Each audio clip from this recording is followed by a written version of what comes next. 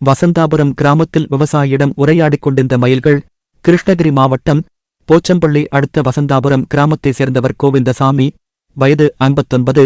விவசாயியான இவர் வசந்தாபுரம் கிராமத்தில் உள்ள இவரது மாந்தோப்பில் இன்று நீர் பாய்ச்சிக் கொண்டிருந்தார். அப்போது அங்கு வந்த ஆண் மயில்கள் 2 அவரை நெருங்கி ஏதோ உதவி கேட்பது போல் மிக நெருக்கமாக வந்து சத்தமிட்டுக் கொண்டிருந்தன. ஏதும் புரியாத விவசாயி மயிலை பார்த்து வணங்கினார். சுமார் அரை மணி நேரம் அவருடன் மிக நெருக்கமாக எவ்வித பயமுமின்றி நின்று கொண்டிருந்த மயில்கள் பின்னர் தண்ணீர் குடித்துவிட்டு அங்கிருந்து சென்றன. வசந்தாபுரம் பகுதியில் பொதுவாக மயில்கள் பல இருந்தாலும் மனிதர்கள் இருக்கும் இடத்திற்கு அவை வருவதில்லை. விவசாயி கோவிந்தசாமி பல நாட்கள் இந்த மயில்களை பார்த்திருந்த போதும் ஒருநாளும் மிக பக்கம் வந்தது கிடையாது என தெரிவித்ததோடு, இன்று என்ன உதவிக்காக என்னிடம் வந்தது என புரியவில்லை என தெரிவித்தார். கடந்த காலங்களில் மயில்கள் வேட்டாயாடப்பட்ட காரணத்தால் அந்த இனமே அழியும் சூழ்நிலையில் அரசு விதித்த சட்டத்தால் மயில்களின் எண்ணிக்கை அதிகமான காணப்படுகிறது. அவை தற்போது மனிதர்களோடு சகஜமாக பழகி வருவதையும், அதே சமயம் கோடை வெப்பம் அதிகமா இருக்கும் சூழ்நிலையில் தண்ணீர் தேடி இரை தேடி தோட்டத்திற்கும் வீட்டு அருகாமையிலும் வருவதாக இச்சம்பவம் உணர்த்துகிறது.